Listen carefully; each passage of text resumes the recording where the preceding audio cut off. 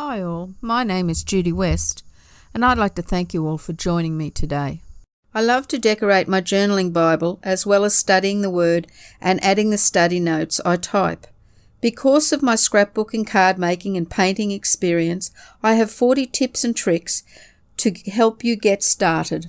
Stickers are a quick and easy way to add page decoration.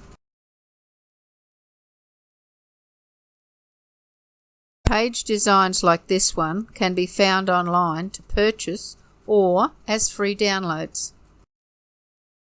Just use words in black fine line markers and add a watercolour background. Colouring pencils as well as watercolour is great for colouring these pictures and does not bleed through the thin Bible pages. I use washi tape to highlight the top of the decorated pages and to add Bible study notes between the pages. Colouring and spattering with distress inks is also a great way to decorate a page. In this picture, I got the little dotted arrow to circle around the Bible verse to highlight what I am illustrating. This time I added a couple of little leaves around the Bible verse and coloured it in to highlight what I am illustrating.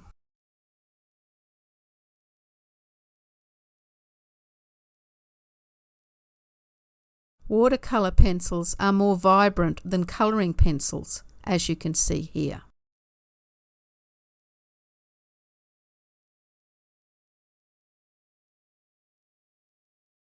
Add some doodle patterns to your design to make it more interesting.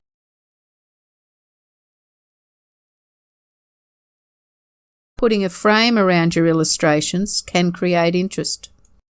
Frames don't have to be symmetrical. Asymmetrical is very interesting, as you can see here with the wiggly line up the side. Simple shapes in the background and different sizes, shapes and fonts can create an interesting pattern. A large simple shape with a thin outline and splashes of watercolour covers a page but not the words underneath it. If you can draw or colour simple flowers, then you can decorate a page or two. Shading, like you can see on the beehive, always adds dimension to a page. I have put the paper sticker butterfly on mounting tape to give the impression that the flowers are in the background and the butterfly is in the foreground. A hand-printed verse, 3 wavy lines for stems, 3 simple flowers, lots of leaves and grass at the bottom.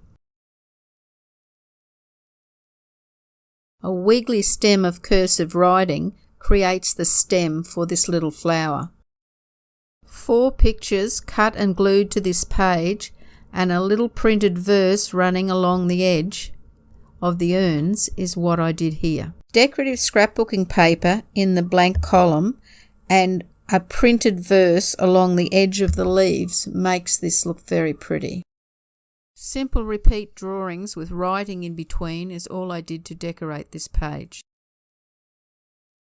Place a large flower at the top and the bottom of your page, colour the space in between and write in your verse. This was a Christmas card front I cut out and glued to a blank page. The words fitted perfectly with the chapter.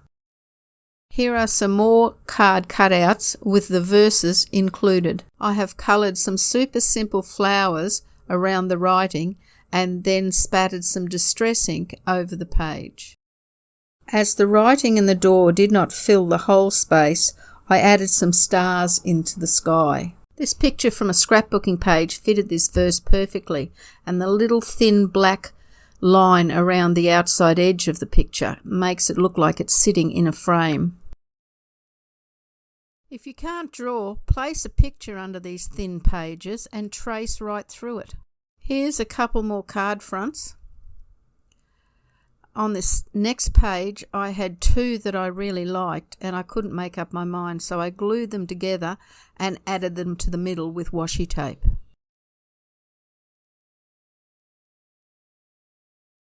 A black fine line Sakura Pigma Micron pen is great for drawing lines and writing and does not bleed through those fine pages.